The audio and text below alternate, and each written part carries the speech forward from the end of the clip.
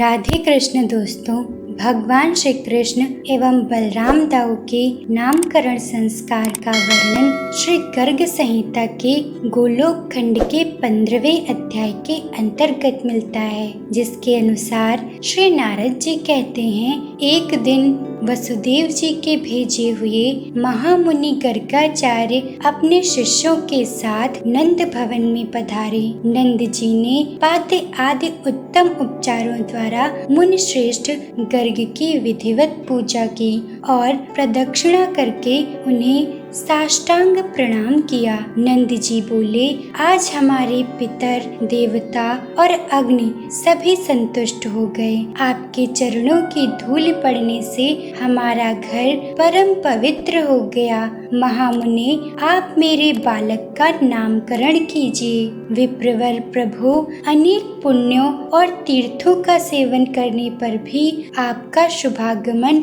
सुलभ नहीं होता। श्री गर्ग जी ने कहा, नंद राय जी, मैं तुम्हारे पुत्र का नामकरण करूंगा, इसमें संशय नहीं है, किंतु कुछ पूर्व काल की बात बताऊंगा, अतः एकांत स्थान में चलो। श्री नारद जी कहते हैं, तत्पश्चात गर्ग जी, नंद, यशोदा तथा दोनों बालक श्री कृष्ण एवं बलराम जी को साथ लेकर गौशाला में, जहाँ दूसरा कोई नहीं था, वहाँ चले गए। वहाँ उन्होंने उन बालकों का नामकरण संस्कार किया। सर्वप्रथम उन्होंने गणेश जी आदि देवताओं का पूजन किया। फिर यत्न पूर्वक ग्रहों का शोधन अर्थात ग्रहों का विचार करके हर्ष से पुलकित हुए। महामुनि गर्गाचार्य नंद जी से बोले, गर्ग जी ने कहा, ये जो रोहिणी पुत्र हैं, इनका नाम बताता हूँ, सुनो। इनमें योगी जन रमण करते हैं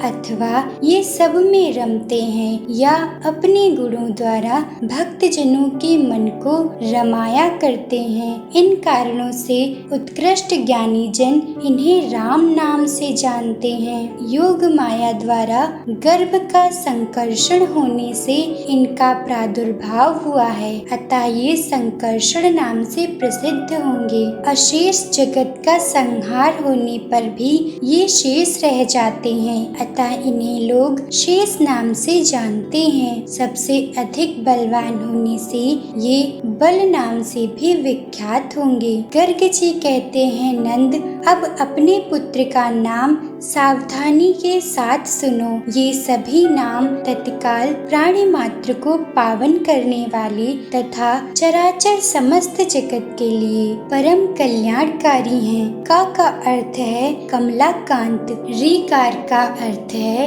राम, श अक्षर षड्विध ऐश्वर्य के स्वामी, श्वेत दीप निवासी भगवान विष्णु जी का वाचक है, ऋणा नरसिंह का प्रतीक है और अकार वाचक अग्निभुक अर्थात अग्नि रूप से हविष्य के भोक्ता अथवा अग्निदेव के रक्षक का वाचक है तथा दोनों विसर्ग रूप बिंदु नर नारायण के बोधक हैं। ये छहों पूर्ण तत्व जिस महामंत्र रूप परिपूर्णतम शब्द में लीन है, वह इसी व्युत्पत्ति के कारण कृष्ण कहा गया है, अतः इस बालक का नाम कृष्ण है। सतयुग, त्रेता, द्वापर और कलयुग, इन युगों में इन्होंने शुक्ल, रक्त, पीत तथा कृष्ण कांति ग्रहण की है। द्वापर के अंत में और कलि के आदि में यह बालक कृष्ण अंग कांति को प्राप्त हुआ है। इस कारण से भी यह नंद नंदन कृष्ण नाम से विख्यात होगा। श्री गर्ग जी ने कहा, इनका एक नाम वासुदेव भी है। इसकी व्युत्पत्ति इस प्रकार है, वसु नाम है इंद्रियों का, इनका देवता है चित्त।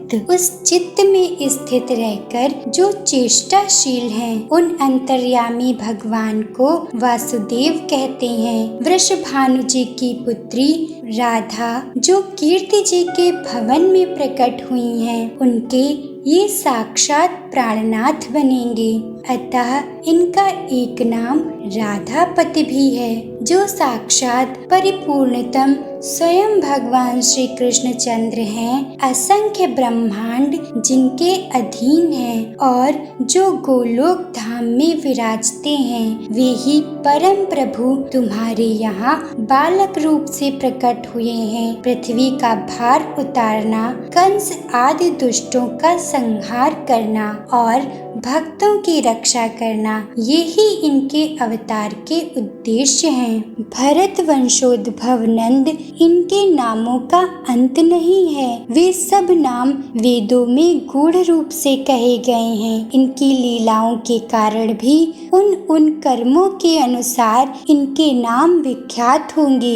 इनके लिए अद्भुत कर्मों को लेकर आश्चर्य नहीं करना चाहिए। तुम्हारा अहोभाग्य है, क्योंकि जो साक्षात परिपूर्णतम परात्पर श्री पुरुषोत्तम प्रभु हैं, वे तुम्हारे घर पुत्र के रूप में शोभा पा रहे हैं। श्री नारद जी कहते हैं, यूं कहकर श्री गर्ग जी जब चले गए, तब प्रमुदित हुए महामति नंद राय जी ने यशोदा जी सहित अपने को पूर्ण काम एवं कृतकृत्य माना। ऐसे ही विशेष प्रसंगों के लिए हमारे साथ जुड़े रहें।